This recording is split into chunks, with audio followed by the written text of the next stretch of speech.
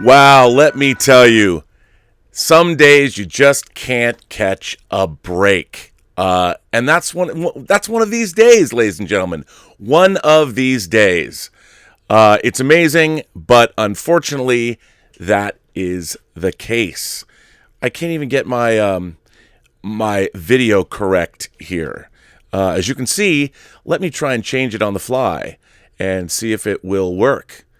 Apparently, I cannot do that. But I'll just stay here for a while. I'll just stay here. Once again, welcome to Robservations, the show about something. I'm your Viceroy of Verisimilitude, apparently not very technically adept today, but hey, at least I'm online. Am I right? I don't even have the right aspect ratio. Your Viceroy of Verisimilitude, your master of fun and wonder, your existential Mr. Rogers, Robert Meyer Burnett, with this episode number 304 of Robservations, the show about something. We'll see if I can stay online today. Very strange things going on here in the Robservatory. Strange things that I can't explain, which is usually, not necessarily a good thing. But hopefully you will be seeing me. Hopefully I am broadcasting, and we'll figure it all out. We'll figure it all out together. By the way, this episode of Robservations already had a limited monetization behind it because I titled it the same title of an article that I wanted to share with you. And that article is Star Wars and the Fate of Toxic Men. And that was in Heat Vision today. Rosie Knight wrote it. And I thought I'd share it. And I'll read it. Is Kylo Ren's arc in The Rise of Skywalker earned? And because, of course, if you've read Ali State's new column about Reylo that is on the Burnettwork.net website, you might have opinions about this very subject. And this article goes on. It says, in many ways, the Star Wars sequel trilogy is the story of Ben Solo. The character was first introduced as the primary antagonist to Rey and Finn, but was soon revealed to be the son of Leia Organa and Han Solo. That conflict of his lineage and his choice to turn to the dark side would become key to the journey that Ben took over 3 films. It also shaped the stories of everyone else that he interacted with, whether it be his mother, father, or characters like Rey, Finn, and Poe. In The Rise of Skywalker, Ben's fate becomes even more central as the redemption that many fans hoped or feared came to fruition. He sacrifices himself to revive Rey from the dead, but the moment ignored Ben's past mistakes and raises questions about whether his redemption was truly earned. Now, if I might interject here, as you all know, I have often said, once you kill your dad, you're beyond redemption. Really. But anyway. In The Force Awakens, Kylo Ren chained Rey down and invaded her mind using the Force. He utilized the newly built Starkiller base and ordered the genocide of 5 separate planets, apparently killing billions of people. In The Last Jedi, which built on the connection between Rey and Kylo, he took charge of a totalitarian regime and was responsible for killing off the remainder of the fledgling resistance. In Rise of Skywalker, his redemption came at the cost of his mother's life. Given Ben's vital role in the trilogy, he could have had a slow and thoughtful arc in the final chapter, but that was not to be. Hollywood has a tradition of offering up redemption for abusive, damaged men. And the trope of a terrible man suddenly becoming heroic has been a literary mainstay for close to 2 centuries, with one of the most famous trailblazers being Ebenezer Scrooge in Charles Dickens' A Christmas Carol. There, though, the audience gets to see Scrooge learn from the lone knight's surreal spiritual experience, and Ben's redemption not only didn't offer up any concrete reasoning for why he changed his ways, aside from being moved by Rey's decision to heal him, but it also killed him off before he had the chance to do truly any wider good or be held accountable for past crimes. Perhaps it should have. What about a war crimes trial supported by his loving partner Rey? Or exile in the deserts of Tatooine like Ben Kenobi before him? Those would have been risks, but one worth discussing. Ben's redemption is tied directly to the death of Rey and the pair's romantic connection. Heroes and villains falling in love is Hardly a new idea, but the reason it sticks out in Rise of Skywalker is that much of Kylo's early behavior towards Rey is tantamount to abuse.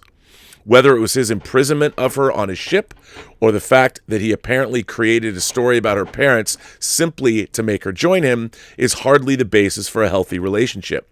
So what does it tell audiences when his love is one thing that can save Rey, or is the one thing? Star Wars has always been a story defined by cycles and archetypes, which is why it's hardly surprising that Ben's last-minute turn and quick demise echoes another famed arc from the original trilogy. Ben's story has long been shaped by that of his grandfather Darth Vader, who helped his son Luke during the final battle in Return of the Jedi only to die moments after. It was a powerful scene that surprised fans and left a bittersweet taste in the mouths of those who had spent 3 films rooting for the defeat of the masked villain. How Ben's fate differs, though, is that from the outset he was shown as conflicted. He never had the truly vehement beliefs of his grandfather, despite his horrific actions.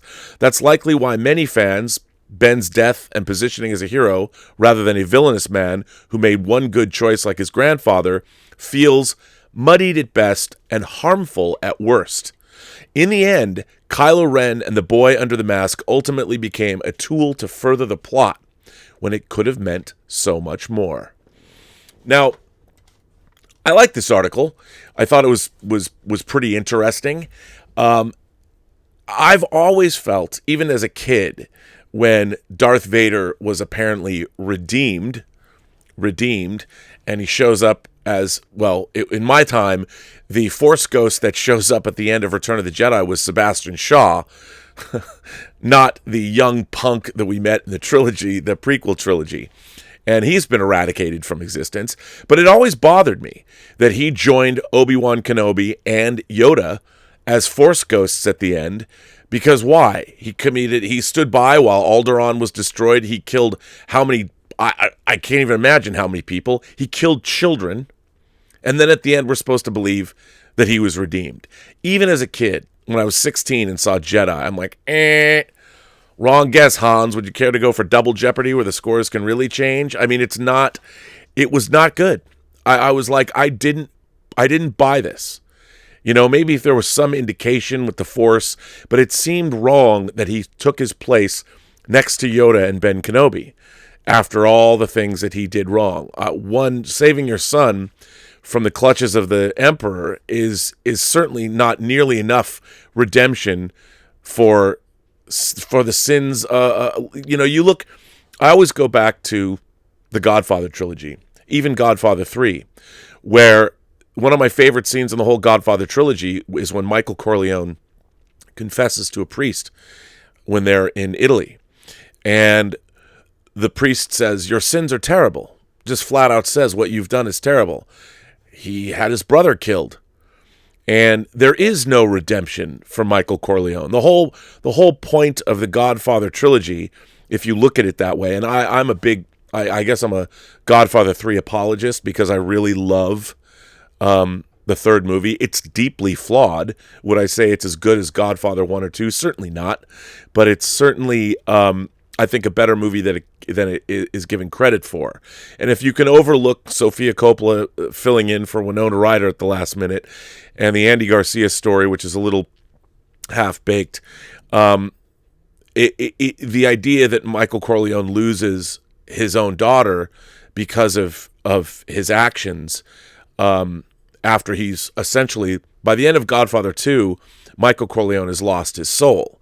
I think that was sort of the point of the entire trilogy, the tragedy of how Michael Corleone was a good man, but his family legacy, that's why his father wanted him away from the business, but he was a better Don than his father ever was because he was logical, methodical, and coldly ruthless, but he didn't have the heart that Vito had. So he was a very, very good Don, but at the cost of his own soul. And that was completed when we saw the death of his daughter. I mean, that was truly what Michael Corleone had wrought, and it was truly, truly, truly a horrible thing to behold. So the thing about Kylo Ren and I absolutely believe that he was an irredeemable character. And this idea that, maybe Ebenezer Scrooge was one of the first toxic men. The name of this article, I actually changed it in my live stream because the live stream was demonetized before I even went on the air, probably because the word toxic men appeared in the headline, even though I didn't write that headline. I was just using the headline from the Hollywood Reporter article. But very interesting. It's a very interesting thing. What is redemption? Who deserves to be redeemed in the world? Do people deserve redemption? I mean, I've always been fascinated by that in terms of storytelling, and I think it's always good grist for the mill. I don't know. What do you guys think? Do you think Kylo Ren deserved to be redeemed? Do you guys think Darth Vader deserved to be redeemed at the end of Return of the Jedi? I would say I don't. But again, I mean, I understand why they did it. First of all, before I jump into all of your questions and comments, I just wanted to, some people, Johnny Tudor became a subscriber to the channel. Peter Shihada, Susie78, Joe Lara, Auntie Whalen, Hayden Rivers, a name that looks like it's written in Thai, subscribed, so thank you for that. Alex McPherson subscribed. Shady615 subscribed. JYK Media subscribed. Willow Yang sent me a tip. Willow Yang says, or asks, have you seen Gia Zhang's movie Jang Hu Er Nu? The English title is Ash is the Purest White. I have not. It is an outlaw romance that unfolds over the course of 10 years. I have not, but it sounds right up my alley. I'll have to go see if I can get that Blu-ray somewhere. I'm sure you can. Maybe 5-Star Laser or something. Sounds good. I would assume you have seen it, but you didn't say what your opinion is. By the way, I got a great letter from Willow to read. Johnny Long also tipped me and said, a couple of days ago, I watched Blade Runner 2049 for the first time. Shame on me. I won't make this mistake again when Dune comes out in 2020. So should I read the novel beforehand or go to the movies with a virgin Dune brain? Well, Johnny, I would strongly suggest reading Dune. As a matter of fact, before going to the movie, I would read, there are 6 Frank Herbert Dune novels. There's Dune, Dune Messiah, Children of Dune, Chapter House Dune, God Emperor of Dune, and Heretics of Dune. I think God Emperor, it's God Emperor, Chapter House, and I forget. But there's 6 James Herbert, he's a horror author. There's 6 Frank Herbert Dune novels, and Dune is one of the towering achievements in science fiction. And as you might imagine, I am a huge proponent of that film, or the book. I'm a little off today, but I think that you absolutely should read the book because it's amazing. It really is one of the great science fiction books of all time. So please, absolutely read Dune. You know, just because, if nothing else, it's just a really satisfying experience. You'll be glad you did. You absolutely will be glad that you did. I have so much to go through. I have so many good letters and so many good things to say. Casanova Frankenstein. Boy, thank you for supporting the channel. Casanova says, hi, Rob. I just want to thank you for the positivity you brought to me this year. This community is like the circle of friends I've always wanted, but never had, even though I'm not really a part of it. I wish you all the best in 2020.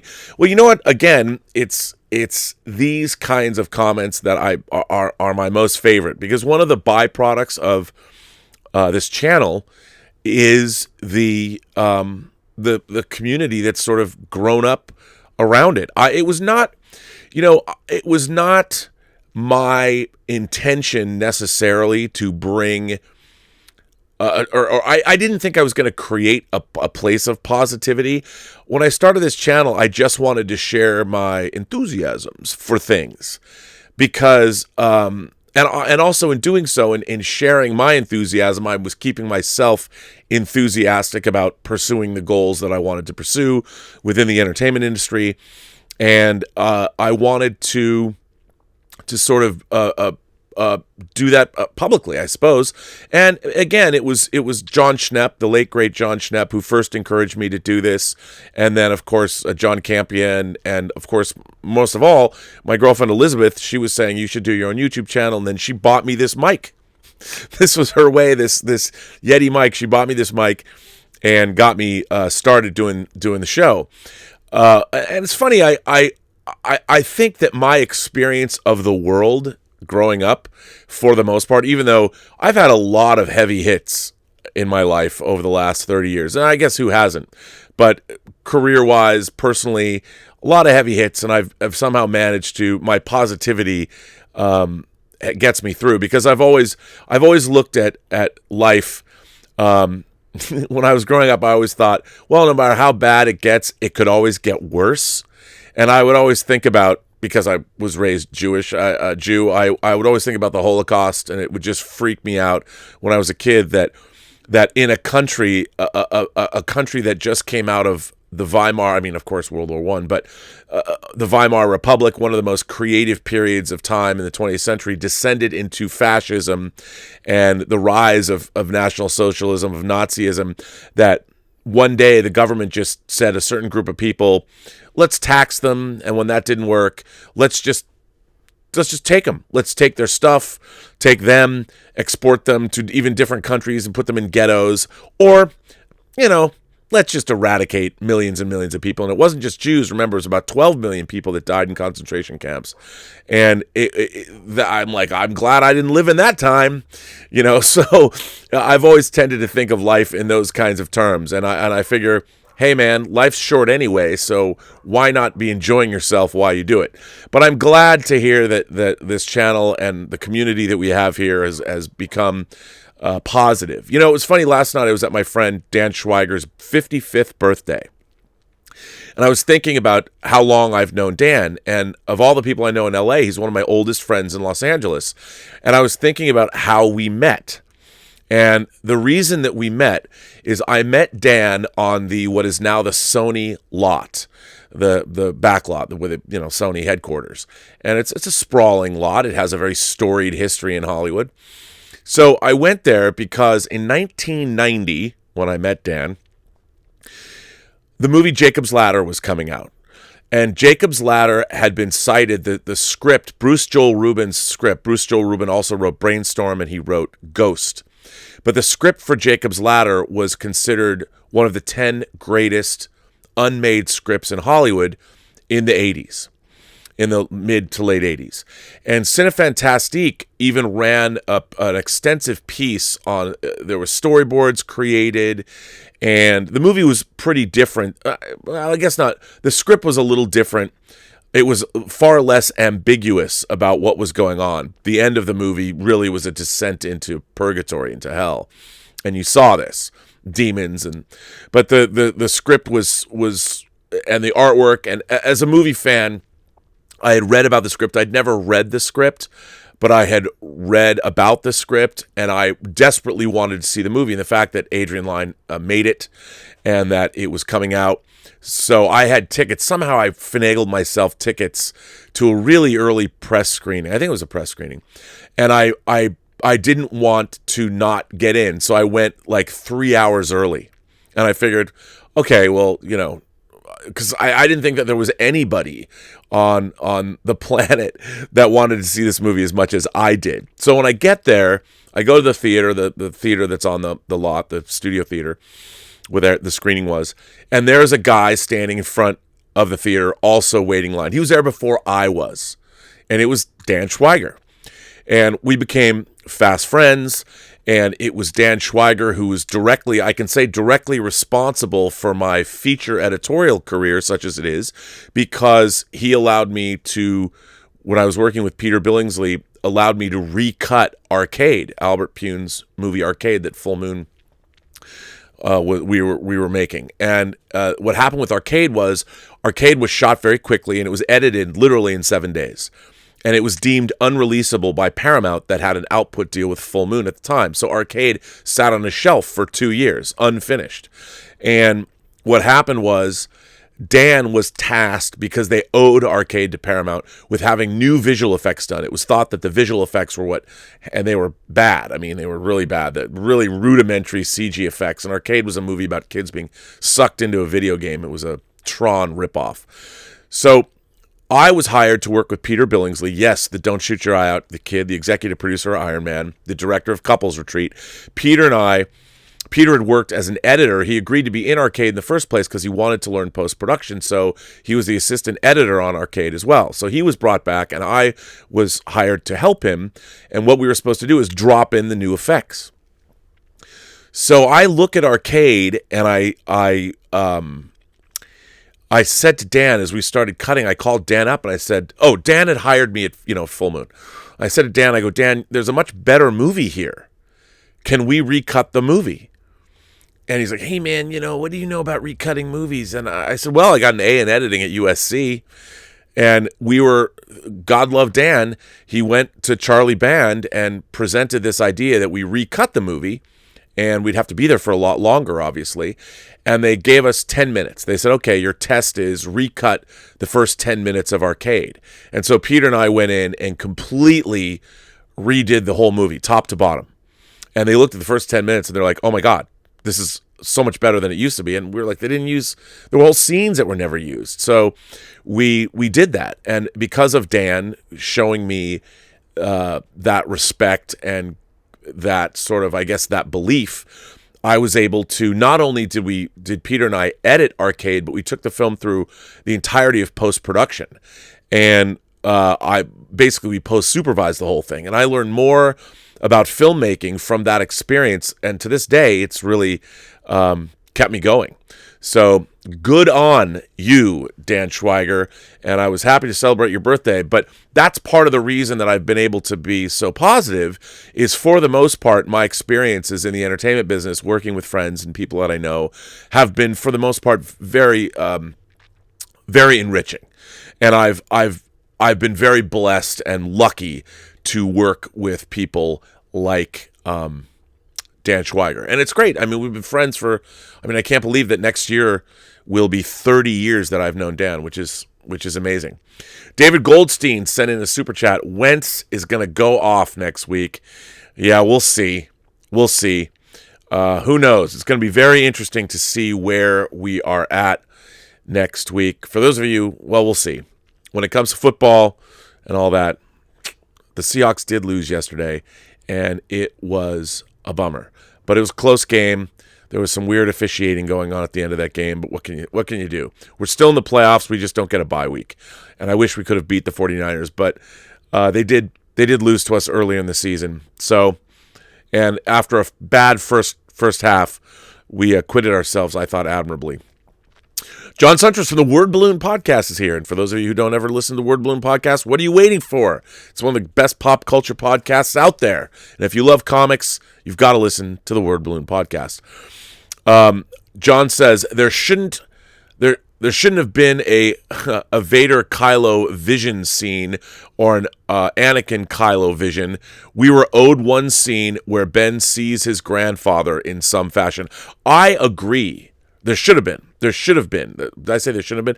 He says, pardon me, let me read that again. There should have been a Vader Kylo Vision scene or an Anakin Kylo Vision. We were owed one scene where Ben sees his grandfather in some fashion. I totally agree with that. Look, I thought one of the coolest scenes in Rise of Skywalker was seeing Luke and Leia training. I really liked establishing that. I thought it was very cool to see that it made sense that Luke was training Leia. I mean, I would have, going back and watching Rise of Skywalker, the one thing that it made me sad about was that this whole trilogy was not conceived together from the beginning. I mean, we've talked a lot about that, but I do wish that had happened, but it didn't. Joseph is here. Joseph tipped. He says, "Oh, hi, Rob. It's my birthday today, the 31st. So you've eluded the Sandmen from Logan's Run. So here's some green from me. Why, thank you, Joseph. The Robservatory looks fantastic. I love The Witcher, which was being shot like 200 kilometers from where I live across the border in Hungary. By the way, get Willow to watch Voyager, the best Trek ever." Well, Joseph, I can't go with you there. Once they had a truck in space, a pickup truck in space, I was like, I don't know. I don't know. Stubble McShave tipped. He says, any character can be redeemed, but people who have done reprehensible things like Vader and Kylo can't be completely redeemed by one act of sacrifice. They must do more than just a change of heart in the 11th hour. The change of heart is the first step. I agree. No, I understand what people are trying to say. I understand what George Lucas was trying to say. I understand the hero's journey. But Darth Vader murdered children. I mean, he killed younglings. How could he ever be redeemed? Much less when he stood around and let Alderaan get destroyed. I mean, these are very, very bad people that committed murder on a scale we haven't even been able to achieve here on this planet yet. And yet they just get redeemed. I think it's not so great. And I don't think that Ben Solo. I love the scene where he confronted or had the vision of his father. I thought that was a great scene, and I liked Kylo Ren's character. I like what was going on in The Rise of Skywalker, but he should never be redeemed. I mean, never, never, never, never, never. But I understand it's Star Wars. Ryan Hewitt sent a tip in. Your birds versus my birds next week. A battle of injuries. Good luck to your Hawks, but go Eagles. Well, may the best flying birds win. We shall see. It'll be an interesting time. Ryan Hewitt says, I just read Ryan. I thought he said something again. Sean P says the subject about irredeemable isn't about the one being redeemed. It's more a message of the Redeemer and the message they serve. Hope. It's resonated in the Supermans, Gokus, Lukes, etc. Yes, I think that's probably true. But again, you know, when you have characters that are this bad, I mean, Vader found it within himself to save his son, but you know, and Luke, he gave his father an honorable death, but I don't think you can come back from that. I don't think you can come back from that. We're Balloon. John Centris sends in another super chat. Arcade is available on Tubi with ads and Amazon for rent. Yeah, you know, it's funny. You go back and you watch that. I loved working at Full Moon. Basically, they made a movie a month for $900,000 budgets. And it was a great place to work because, and if Full Moon hadn't imploded when I was working there, they got all their funding pulled from Paramount because there was some shenanigans going on. It was amazing. I would have directed there. My buddy Michael Davis, who directed Shoot 'Em Up and 8 Days a Week, he started his directing career there, directing a movie called Beanstalk, which is a child's movie, a retelling of the Jack and the Beanstalk story, and it was great. I loved being there. I didn't know that Arcade was available on Tubi. John Hyros says, do you know Michael Okuda besides Twitter? Oh, yeah. No, I work with I've known Mike Okuda for years and years and years. Mike is, he was a big fan of Free Enterprise when it came out 20 years ago. Mike and his lovely wife, Denise, are, first of all, they're two of the nicest people you'll ever meet. And I was friendly with them. I don't know if I got friendly with them via fandom or when I was actually, believe it or not, I was a paid Star Trek consultant for CBS and Paramount. Viacom. Yes, I was.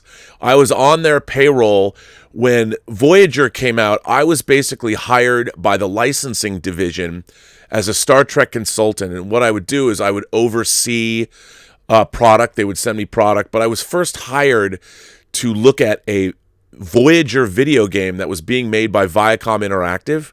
And at the time, they didn't like the game, but because it was another part of their company, Viacom Interactive was a part of Viacom, they needed somebody from the outside to say that the game was really bad. And it wasn't good. It was not good Star Trek, and it wasn't good Voyager. So I was actually a paid consultant. I think maybe I met Mike and Denise then. That was in the mid-90s. I think it was 96. It was before I worked on the Star Trek Experience. And I consulted on comics and on toys, and it was a great job. So I think that's maybe where I met Mike and Denise, but I worked with them quite closely. They oversaw the restoration of Star Trek The Next Generation. So we worked with them quite closely, and we interviewed them and shot them a lot on video and things like that. So they're great. So yeah, I've known them for a while now, probably at least more than 20 years. So yeah, Mark C. sent in a chat. The difference, if I mention the film Steel, Campia will assume I mean the Shaq film. You would ask, the Shaq film or the 79 film with Lee Majors? That's very funny. Whenever I hear about Lee Majors in movies, I always think of The Last Chase. That would be... I love that film. David Galvez sent in a super chat. R&B, I'm not sure if you answered this yesterday. Ever see this Italian movie called Melina with the gorgeous Monica Bellucci? I know the movie. I've never seen it, but I will watch it because who doesn't want to watch Monica Bellucci? Monica Bellucci is wonderful. Vegetable Tube sent in a super chat. Star Trek Voyager had a truck in space. Was it a cyber truck? No. It was an old pickup truck. I think the episode was called The 37s. It was the second season premiere episode, and after that, I started tuning out. Roberto Suarez sent a $5 super chat. Roberto says, spending New Year's Eve at Cannon Beach, where do you recommend I get saltwater taffy? Bruh. There is only one place to get saltwater taffy on the planet Earth, and it is in Cannon Beach, Oregon. Bruce's Candy Kitchen. As many people know, and I've said it before, my favorite candy of all time. I'm a cinnamon candy fiend. The greatest candy, my favorite candy of all, is cinnamon saltwater taffy from Bruce's Candy Kitchen in Cannon Beach, Oregon. I don't know why. I used to have it when I was a little kid because my aunt had a house in Gearhart, which is next to Cannon Beach, and we would go down there all the time. And whatever recipe, I don't know how long Bruce's Candy Kitchen has been there, but it has to be like 50 years. I've had it shipped to me anytime. I would ask you. We don't know each other, so I won't ask you. But anytime somebody goes to Cannon Beach, I'm like, you got to stop at Bruce's Candy Kitchen and get me a bag or get me a box. It's my favorite. It's so good. Now, there are other saltwater taffies good too, but I don't particularly love all forms of saltwater taffy. I do love cinnamon saltwater taffy, specifically from Bruce's Candy Kitchen. I've tried saltwater taffy, cinnamon saltwater taffy all over the place. I was in the Rocky Mountains. When I was in Colorado, when I was in Fort Collins, they took me up to the hotel that Stephen King stayed at when he thought about writing The Shining, where he was inspired to write The Shining.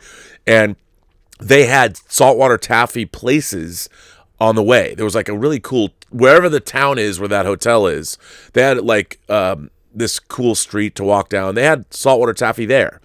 And it's for whatever reason, no saltwater taffy holds a candle. At least cinnamon saltwater taffy holds a candle to Bruce's Candy Kitchen. I mean, I am telling you. But you'll see.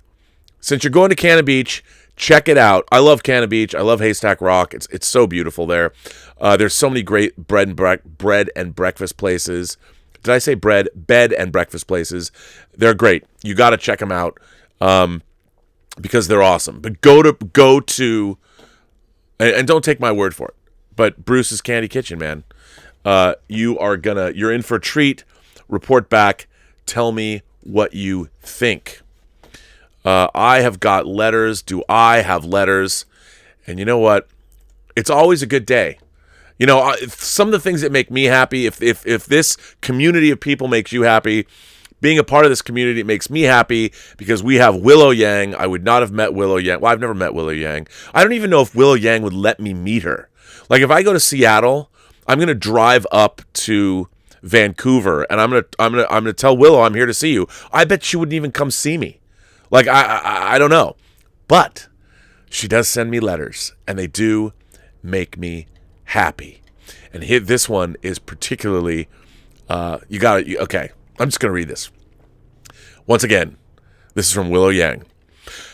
Hello, Rob. This is a rough translation of a conversation that I had with my mom right before leaving to watch The Rise of Skywalker for the first time. Mom, are you going to watch Frozen? Me. No. Why not? Frozen's very popular in China. I'm not that interested in Frozen 2. I thought the first movie was just okay. Then what are you going to watch? Star Wars. Didn't you already watch Star Wars a couple of months ago? No, that was Joker. Star Wars didn't even come out until last week. How am I supposed to know which movie came out when? What's Star Wars about? Well, it's a little hard to explain. Is Batman in it? What? Why would Batman be in Star Wars? Batman's not related to Star Wars? No. Star Wars isn't popular in China. At least Batman's more famous. Yes, but Batman's got nothing to do with Star Wars. They're completely different things. Is Star Wars about aliens? Yes. I don't believe aliens exist. I'm sure bacteria exists on other planets. Bacteria don't count as aliens. I have to leave. You've got a zit on your face. I know. You've already brought it up yesterday. You're eating too much chocolate. You've got a lot of internal heat. I'm going to miss the bus. Bye. Having seen The Rise of Skywalker now, I must say that the movie could have done with a little more Batman. There you go, Willow. That just delighted me to no end. So thanks for that one. Stubble McShave is here with a letter, believe it or not. I'm going to read this one again, if I haven't already. Hi, Rob. I thought that I should send in some thoughts on The Rise of Skywalker, since probably everyone else is doing that, and I couldn't get it all into a super chat. With the thoughts I have on the movie, it would have ruined me financially.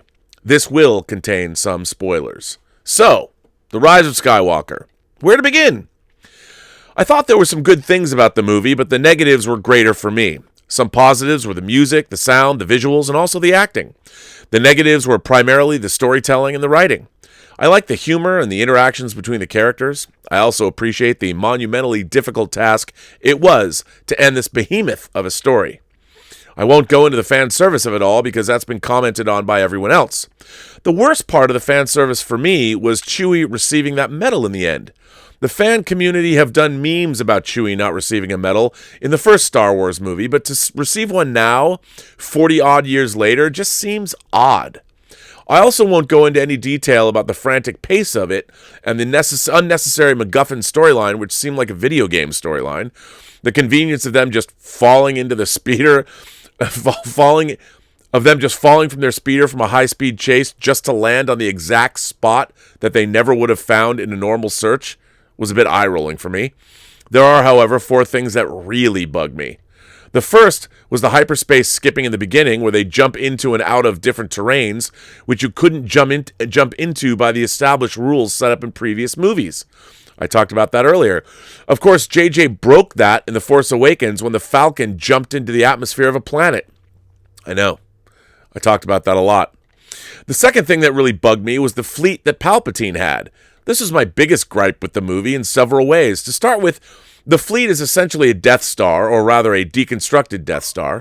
When I say deconstructed, I mean that it had all the same ingredients as the Death Star. It had the same planet-destructive capabilities, if not more, and served the exact same purpose as a Death Star in the narrative. They even had to take down a shield that protected it. But the big problem with the fleet was that I didn't buy into it, that it even existed. How is it built in secret? Who financed it? Where are the contractors coming from? In the original trilogy, there's the financial backing of more or less a whole galaxy of planets to be able to construct and sustain such a large fleet. Here, it just doesn't exist. Don't think about it too much, I guess. The third thing that really bugged me was the arrival of Lando and thousands of ships. Now, don't get me wrong, I'm all for the cavalry coming in at the last moment and saving the day, but you have to make me buy it. I could have bought that they managed to assemble a couple of dozen ships in the short amount of time that they were trying to drum up support, but I didn't buy the armada that arrived. The fourth thing that bugged me was Palpatine.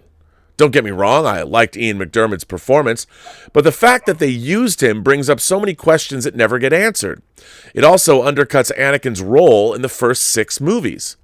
We never learned how he managed to survive a fall down a chasm and on an exploding Death Star, which is kind of important information to know.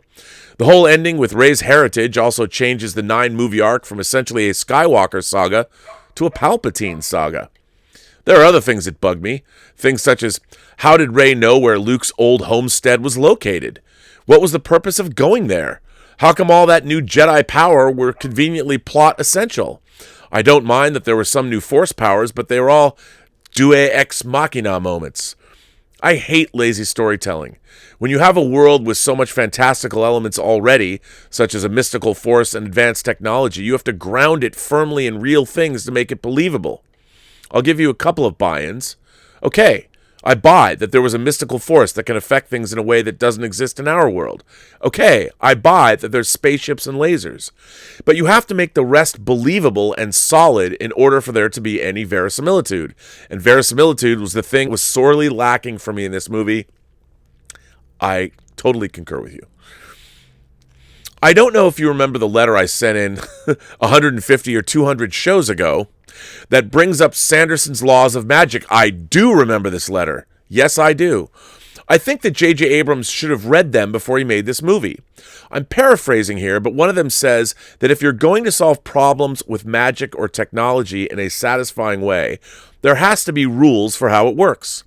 If you don't have rules for your magic, for your advanced technology, it can exist in the world as a wondrous thing, but you can't use it to solve problems. Well, he broke several of the rules that had been established in earlier films, and this was one of the things that made it unsatisfying for me.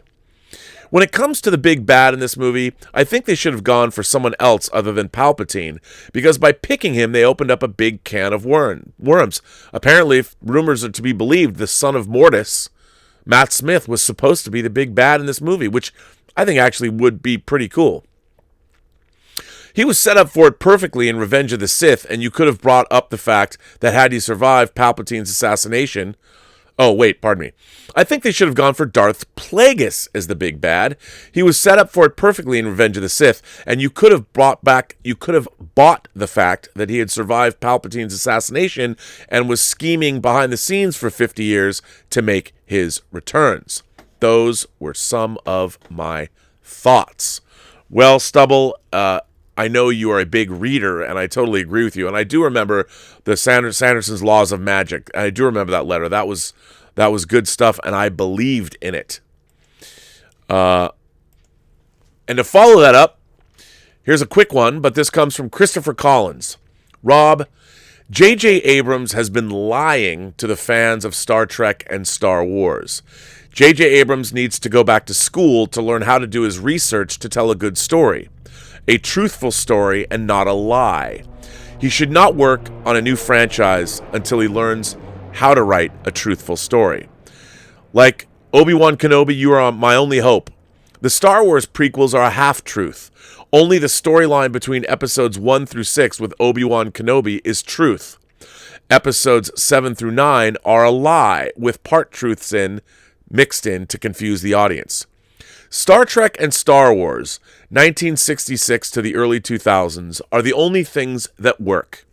Mandalorian and Rogue One works because it's truthful, and the research was done properly as to where it came from. It's funny. I think you're correct, actually, about that, and I honestly don't understand J.J. Abrams as a storyteller. Watching Star Trek and Star Trek Into Darkness, I don't understand a lot of the choices that are made. There is a lot of nonsense, and I think a lot of it doesn't work at all. And I wonder, I look at those movies, I look at some of the things that happen in Super 8, and of course in Force Awakens and Rise of Skywalker, and I think J.J. Abrams has proven with these science fiction films, he shouldn't make science fiction films anymore, because he doesn't know how to tell a truthful science fiction story. And he does use cutscene storytelling. It does drive me crazy. And even though I liked some of Rise of Skywalker more than I liked Force Awakens, especially the latter half, there's too much gobbledygook in those movies. And you ask yourself, wait a minute, this is the story that you wanted to tell? This is, you're expecting an audience to buy into this? I mean, one of the things, look, I think there's a lot of fan service in The Mandalorian, but I also don't, I still buy everything that went on for the most part, even though a lot of it, especially in the early going, was very, very simplistic. But I think you might be correct about that the storytelling is not truthful. And that is obviously never great storytelling. Here is another letter that I think is from somebody new. Rob, this is a quick one. I'm not sure if you've seen the following video, but since you're a fan of Star Trek, I thought you might enjoy this. Keep in mind, Robin Williams, Jim from Taxi, Jack Nicholson, and Dudley Moore from Arthur. It had me rolling for hours. I have seen this video, and I'm going to put it in the chat. This is actually a Kevin Pollak video that's terrific, if you haven't seen Kevin Pollak. But here it is. Thank you for sending this in. This is always worth a watch. So, yeah. Let's see. Mark C. sent in a super chat. I can't wait until the episode 9 special edition, The Rise of Batman Skywalker. Man, I want to meet Willow's mom. I think that would be a hoot. I'd love to try and explain, like when I go to Willow's mom, when I go visit Willow in Vancouver, I expect to meet your mom too now, Willow. I can't wait to try and explain how we know each other. That will be, I think, a hoot. It'll be a lot of fun to do that. Pretend Philosopher sent in a $1.99 super chat. Hi, friend. Some of your favorite Star Trek episodes. Oh, my God. Well, as you know, if I can plug the Inglorious Treksperts podcast that I am frequently a guest on, last season, or last year, we did the top 50 Star Trek episodes that we counted down over the holidays. Well, our top, 51 Star Trek moments, part 1 is up wherever you get your podcasts, and the second half is coming up on New Year's Eve tomorrow. So it's a 2-parter. The last year's was a 3-parter. My favorite Star Trek episodes. My God. Okay. The original series. Some of my favorite episodes. Mirror Mirror. The Immunity Syndrome. The Doomsday Machine. Arena. Journey to Babel. Errand of Mercy. The Tholian Web. The Corbomite Maneuver. The Menagerie Parts 1 and 2. You know, it's all those old standbys. I mean, there's so many, but I will say, look, not many people cite the Immunity Syndrome in their top episodes. It's one of I would put it in my top 5 favorite original series episodes, but yeah. So those are some of my favorites. I've often said, believe it or not, both Living Witness and Blink of an Eye, which are Voyager episodes, are 2 of my favorite Star Trek episodes. They're atypical episodes. They're sort of off-brand. And in Purgatory Shadow and By Inferno's Light in Deep Space Nine, I think is my favorite Star Trek 2-parter. With Next Generation, my favorite Star Trek 2-parter is not The Best of Both Worlds. It is Chain of Command, parts 1 and 2. I also love, episodes like, of course, The Offspring, The Measure of a Man, The Inner Light. I really love a 3rd season episode from Next Generation called The Survivors that never makes anyone's top 10, but I really like it. I think it's great. So yeah, I mean, there's so many Star Trek episodes I could wax rhapsodic about. Very much looking forward to the Picard series. I hope it's good. We'll see. Simon Gilmore sent a $2 super chat in. Abrams is more or less a TV writer and not a film writer. Oh, absolutely. He is totally a TV writer. I'm not impressed by his feature screenwriting, unfortunately. I wish I was. I wish the stuff was better. Yes, I do. Let's see. Oh, Dean Mikitich is here. So what's your favorite film? Hi, Rob, and the Post-Geek Singularity. First of all, I wanted to congratulate you on making it to 300-plus episodes. While I could not make the 300th episode live, I did enjoy all 5 hours of it. I love the videos you play, especially the footage you made for the Star Trek experience. That was something I never got the chance to see, so thank you for sharing that.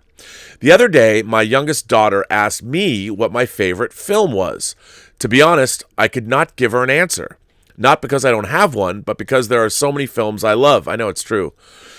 How can you say One Flew Over the Cuckoo's Nest is better than The Matrix? Or Police Academy is better than Notting Hill? They're all films I love. And granted, some are better than others. But each film is a different genre and made at a different time. Each genre is different from the other, and you can't compare a film from one genre to another as they're so different. To complicate matters even further, each of the main genre has a subgenre that can cross with another main genre, which gives us films like Aliens, a science fiction film with horror genre elements. Also, Aliens is a war movie.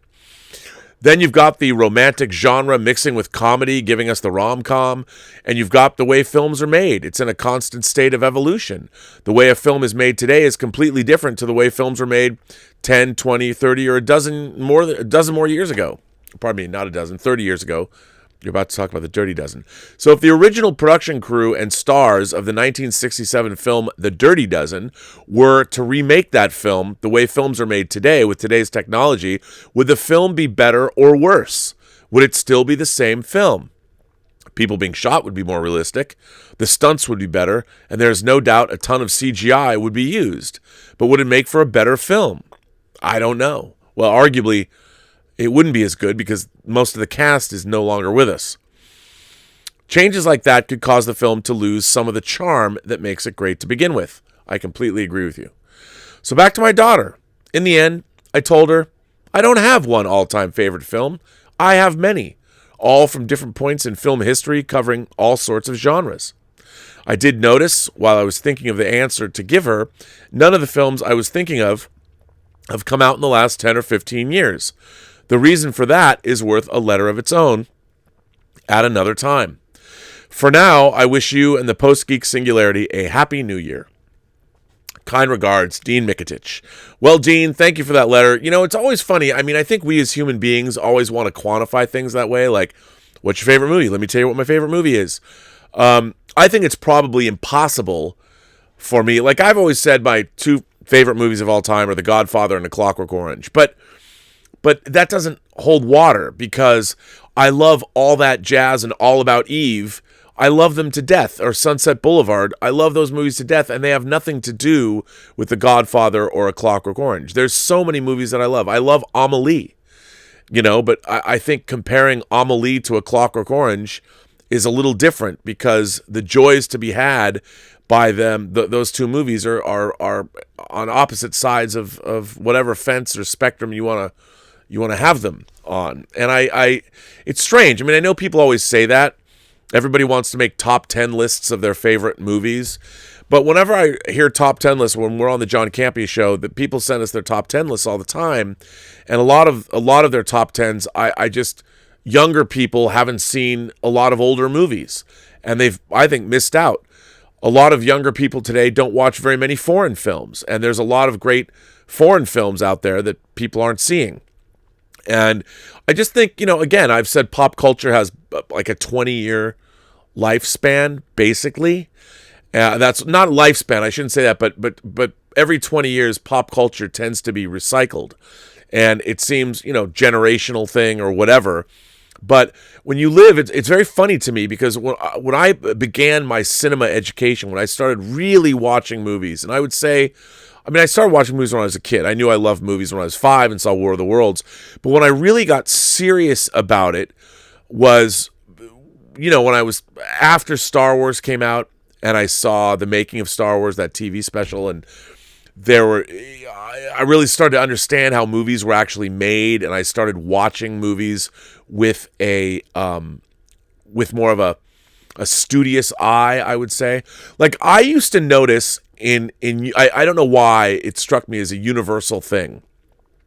But Universal movies, I started noticing panning and scanning when you had widescreen movies, and I don't know why it struck me about the Universal films. Maybe it was the way they did it. But Universal widescreen movies, when you put them on TV in a TV square, but a movies like this, for TV they would pan or scan or do weird things to the picture. I started to notice that. I didn't know what it was. I didn't know what it was until later, but I did start noticing it, and that's what made me really love and embrace letterboxing on Laserdiscs when it first was available, because it used to drive me crazy even when I was a kid. But I think then, again, it's hard with all the content that's available now, that's current, that's of today. It would be, I understand it's really hard to go back and ask people, even imagination connoisseurs, to go back and expect them to watch movies from 50 years ago. If you're somebody and you're 25 years old, if you're watching this and you're 25 years old, that means, you started watching movies you were born when? In the 90s? And in the early 90s? Now think about where we were in the early 90s. All the movies that had come out, and when you started watching movies, let's say you were 10, so in the early aughts, you started you probably watched Disney films and them growing up, but if you really started to get into it, and you're watching this channel, and you're 25, what? Are you supposed to go back and watch every movie that came out in the 40s? Why would you do that? Maybe you would as a fan, but there's so much already that it would be really difficult. I think it would be really difficult. Like, I grew up watching Twilight Zone. I loved the Twilight Zone when I was a little kid. So anything that's black and white didn't bother me. Like, I was never prejudicial against black and white films. But for the most part, people today look at them and they're like, well, black and white movies are really old. Unless you're watching It's a Wonderful Life for Christmas, which actually feels more contemporary than a lot of movies, because It's a Wonderful Life is a very smart movie, as I was reminded when Elizabeth was decorating for Christmas. I got to see it. She had it playing on the TV, and even though I own it on Blu-ray, it's not a movie I watch all the time, but it's a very sophisticated movie, as is indeed one of my favorite films of all time. All About Eve has my favorite screenplay I think ever written, or the Sweet Smell of Success, another fantastic, or Sunset Boulevard. To me, it's unthinkable that you're a movie fan and you haven't seen these movies, because they're so good. But I understand, because from a cinematic standpoint, the way they're made, they're very stage bound. A lot of movies they didn't go outside. There was not a lot of location work done on a lot of movies. And just the cinematography has changed. Everything is so different. So I don't begrudge anybody who doesn't go back and watch films. But, it becomes, as I get older, there's more years full of films that I've lived through or that I like. And so it gets harder and harder as I read more and more things to just pinpoint, like, well, how can you judge something that was made 50 years ago with something that came out today? Are they the same? Are they on the same playing field? I don't necessarily think so, but I can enjoy them all equally. And what's so great is I don't have to pick one. Just like you said, Dean, you don't have to tell your mom or your daughter one movie. And I think it's probably better if you would tell your daughter the same thing. Talk about the Dirty Dozen. As a matter of fact, show her the Dirty Dozen. Show her the Dirty Dozen and then show her another World War II movie like Saving Private Ryan. Or show her the evolution and talk about it. Because kids are good at recognizing, they can tell the difference between film stocks. They know. It'd be an interesting thing to do. So, yeah, I guess it's always weird when people want to pinpoint. They want to just, everybody wants to get that quick answer, and it's hard. I love this one. We're back on the Rise of Skywalker tip. This comes from Mark Chure, Mark C, our resident self-proclaimed toxic fan. Dear Rob and the PG-esque, I thought I'd write no, it's not PG-esque. I thought I'd write a letter that no one here asked for. A toxic fan's review of the Rise of Skywalker. First, let it be known, I didn't want to see this. I was kidnapped by a family that wanted to and needed me to pay. That said, here's my review. It's been out for a week and a half, so spoilers ahead. As an FU to Rian Johnson, I found it hilarious. As much as the narrative seems to be that Abrams tried to create a film trying to bring toxic fans back in, I see it differently. I think a good chunk of the behind-the-scenes trouble was true, and Johnson simply was allowed to go off the rails out of spite, after Lucasfilm and Bad Robot didn't get along on Force Awakens. I feel Colin Trevorrow couldn't make heads or tails with it, and Abrams films make me believe that Snoke was to be the big baddie, and the Emperor was forced into play after Johnson mucked up the plot. Sadly, retconning and walking back elements from The Last Jedi did affect the movie, as the pacing and editing are abysmal. I felt it needed another 15 to 20 minutes. I'm still very much of the belief that Rey is a Mary Sue. I don't understand how a woman who grew up on a sand planet could possibly comprehend how to handle a sea skiff in hurricane-type waters. Or how does a woman block force lightning strong enough to take down a fleet of ships? In the immortal words of Doomcock, you write in the immortal worlds. Maybe you meant words, but I'll say it the way you wrote it. Or maybe it's just a mistake. In the immortal words of Doomcock, it's because she's the bestest ever. Yes, I do watch him. Don't even get me started with the conveniences that just so happen to move the plot along. And of course, if Jedis can force heal, then the rest of the entire saga shouldn't happen. All this said, I still liked it better than The Last Jedi. Why, at least with this film, the characters I grew up with and have loved for 40 years acted like they should. In The Last Jedi, Luke may have been interesting, but it doesn't make it right. I'm saddened that this is what had to be used as a learning tool. I hope, going forward, what we see is what we all want. Good stories, well told. You know, Mark, for a self-described toxic fan, you do not write toxic letters. Just saying. P.S. If you ever wonder what led me to believe the rumors of the behind-the-scenes chaos is true, you have to go back to The Force Awakens. Thanks to his then recent books on the original trilogy and the Indiana Jones films, J.W. Rinsler was hired to chronicle and write the behind-the-scenes of that film. 2 months before the release of the film, the book was shelved, and Rinsler signed an NDA about the project. Oh, I know. I was really looking forward to reading the book on The Force Awakens, and I think it's very odd what happened. But, you know, the fact that Bad Robot gets a credit at the end of these movies is very interesting to me. There were deals cut, things were happening. One day that story will be told.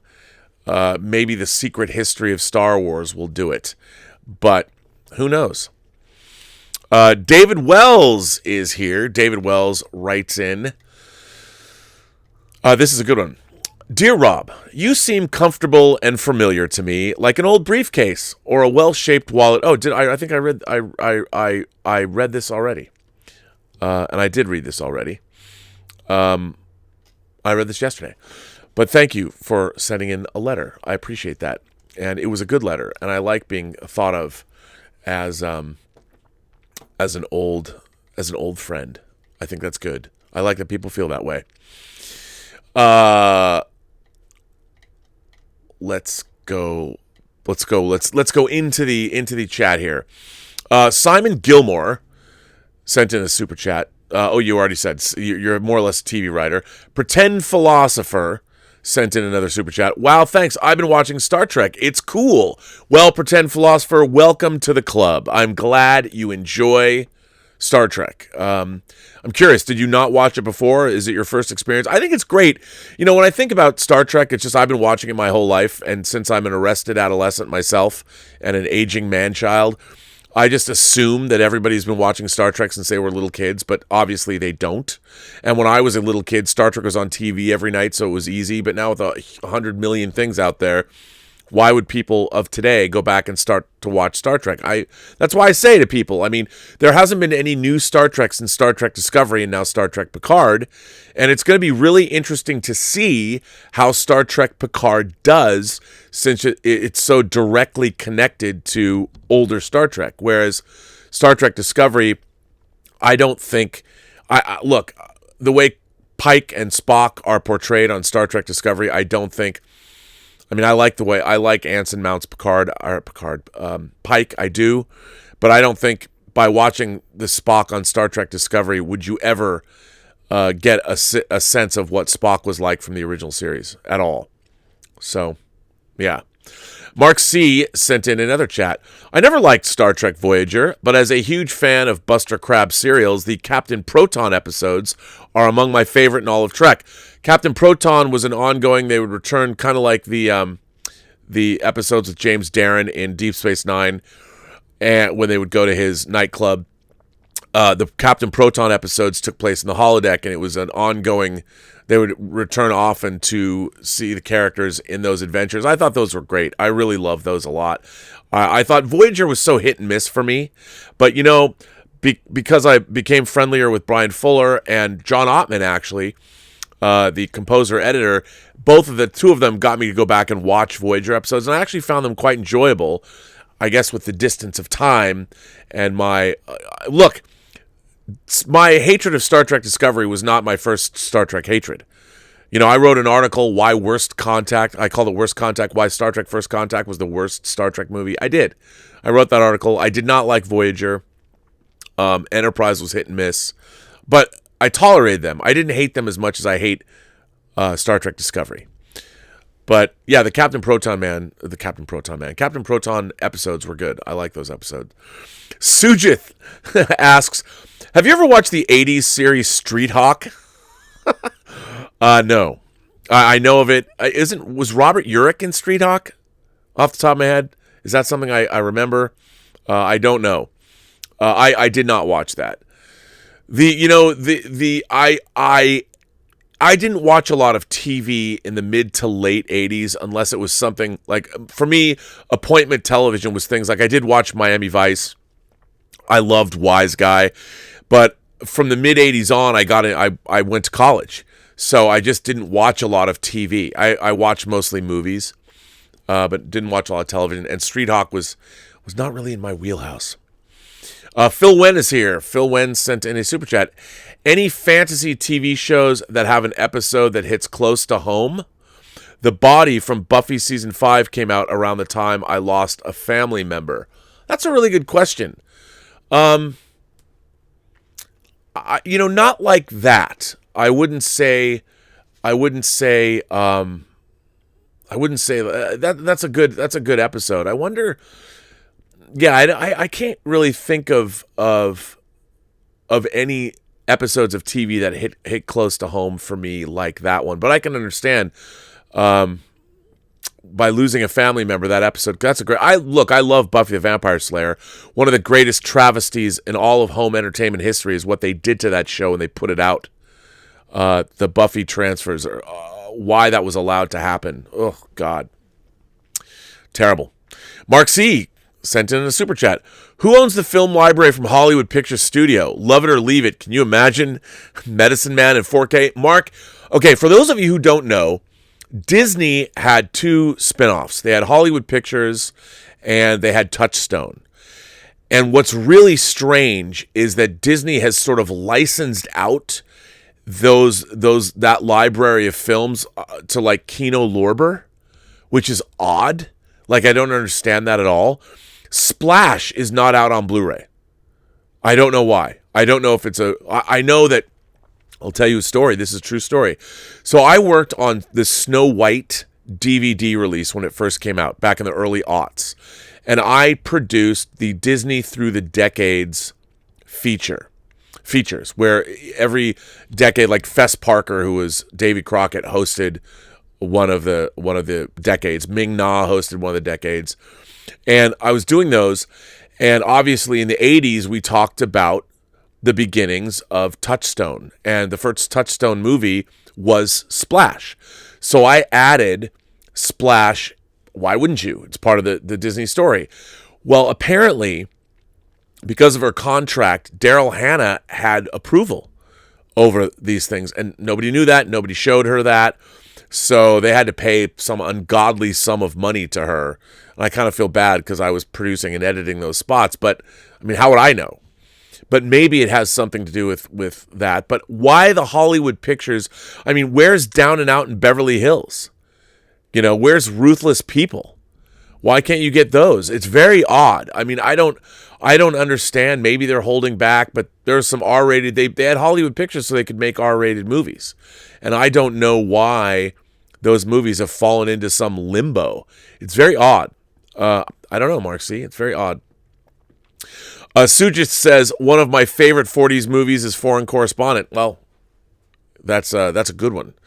It has a very high pedigree, and I think Mr. Hitchcock would approve of you picking that movie. Stubble McShave says, who is your favorite hologram character on Star Trek? Voyager's Doctor or Vic Fontaine from Deep Space Nine? The Doctor, I love Vic Fontaine. I do love it, but Vic Fontaine he's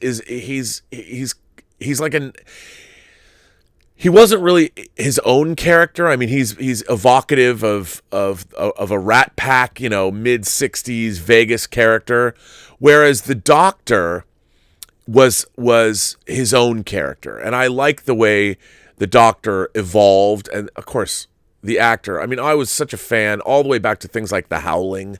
Let me give you a piece of my mind. It was great. I have to say the holographic Doctor. Yeah, definitely the holographic Doctor. I think would be the person that I would choose. Yeah, but I mean, I do love. That's not to say I don't love Vic Fontaine, because who doesn't love Vic Fontaine? I love Vic Fontaine. But yeah, I'd have to go with the holographic Doctor. So, yeah, I guess. Well, ladies and gentlemen, that brings me to... Oh, wait, somebody... That doesn't bring me to the end. T. Kane sent in a super chat, said, I just watched Michael Mann's Thief and thought if they could somehow do a Batman film in that vein, maybe use Zaz or Calendar Man. Thoughts? First of all, as people who watch this channel know, Michael Mann's Thief is one of my absolute all-time favorite movies. I love Thief. I originally saw Thief in a movie theater in 1981 when it came out with my grandfather. Now, my grandfather, I don't think I ever heard a swear word said in my grandfather's presence. And Thief has... Robert Prosky, in one scene in Thief, has some of the best profanity ever uttered in a movie. And I remember sitting next to my grandfather going, I was like, oh, I felt physical pain. When, it was brutal. But I love Thief. And I think, man, I would love to see that. Calendar Man is I totally agree with you. If they could make a gritty, totally realistic Batman film in the vein of Thief, hell, have Michael Mann direct it. I know Michael Mann's getting up there, and I don't know if we're ever going to get another Michael Mann movie. I hope we do. But I thought at one point he was going to do Ford v Ferrari. But yeah, I would love it. I mean, if you guys haven't seen Thief, it is a movie about James Caan, and he plays a thief, and Jim Belushi's in it. Robert Prosky plays a mob boss. Tuesday Weld is in it. Willie Nelson is in it. It's so great. And the Criterion put it out on...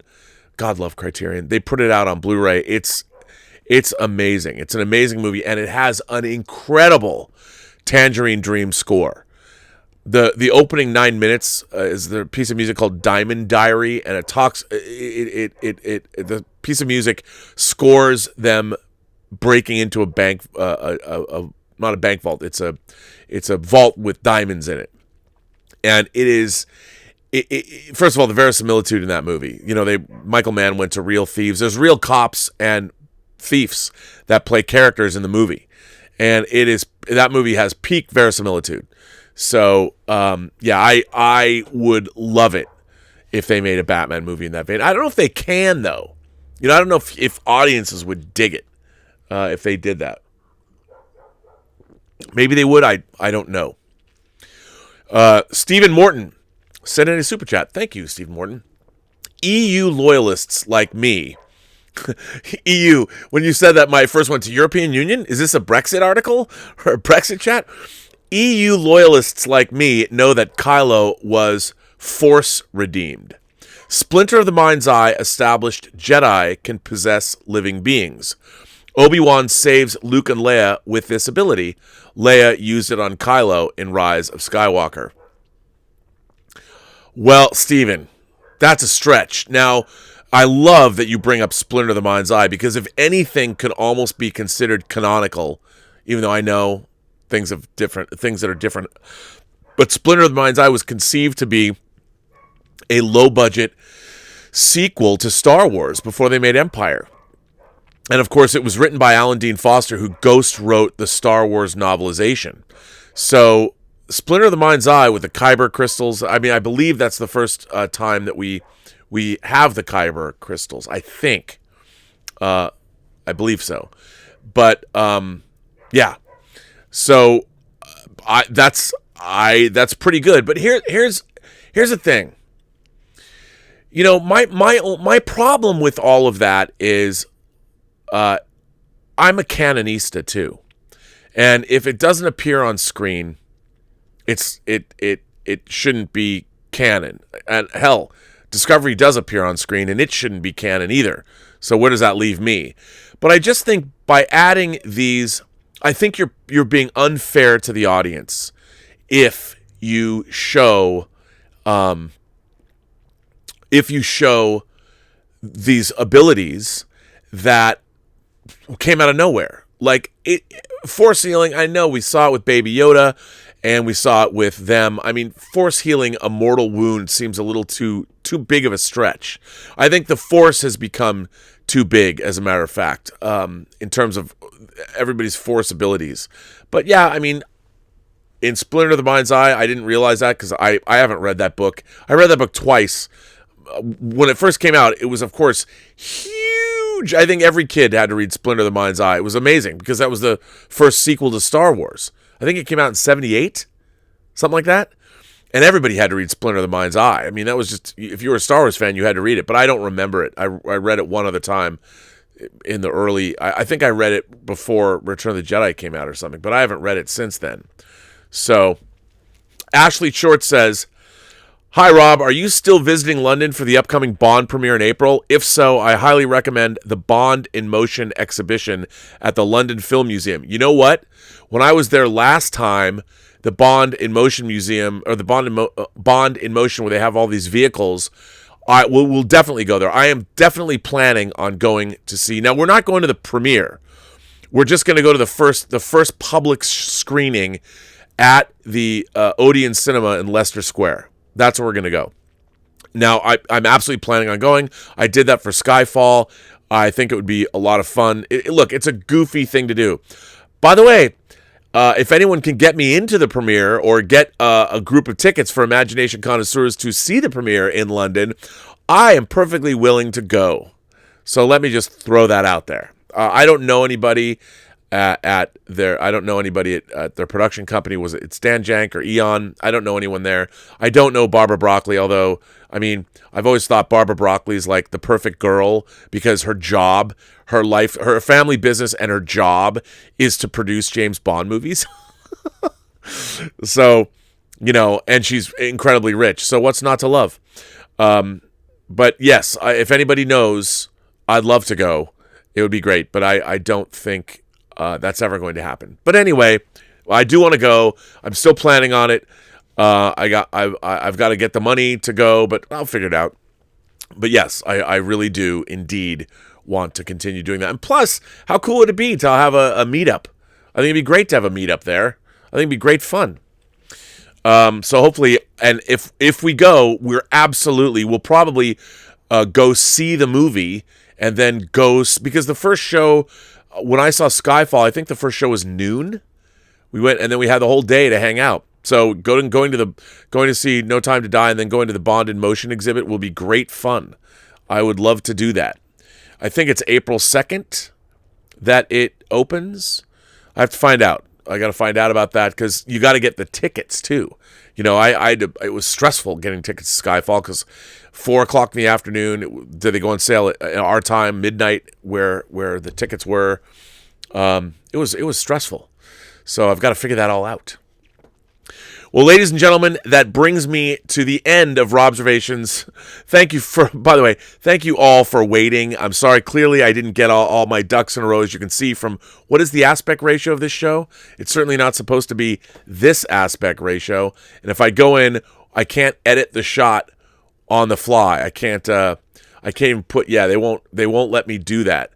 I go to, I can't. They won't let me do it on the fly. I would have to stop broadcasting and come back. But I appreciate you waiting for me for an hour. Thank you very much, Imagination Connoisseurs.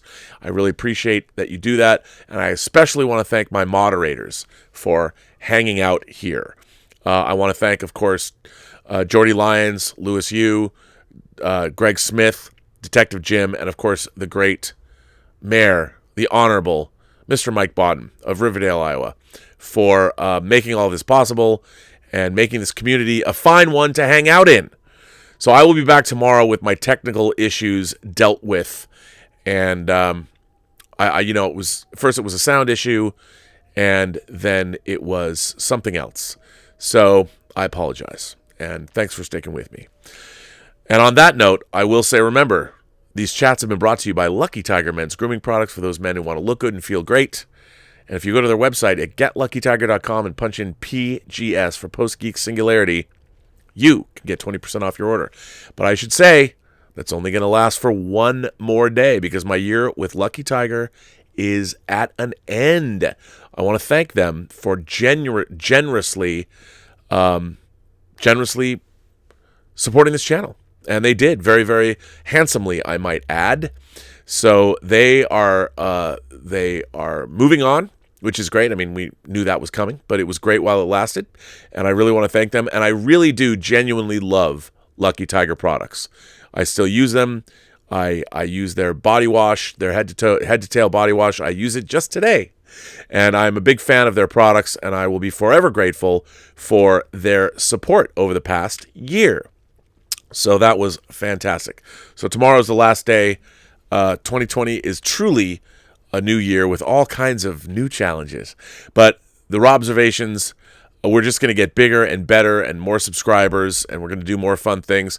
And, if you haven't watched, a lot of people seem to like, I dropped a video. I know for those of you who are here with the 300th episode, you saw my XFL cheerleader commercials. I did drop a video of just the commercials, including ones I did not show.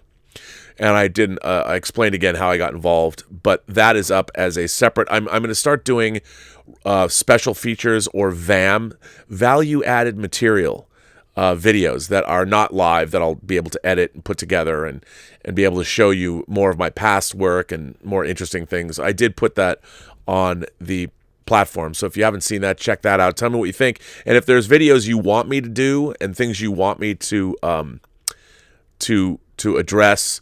I'm going to do more of those things and show a lot more of my work. I found more episodes of SF Vortex that I was on.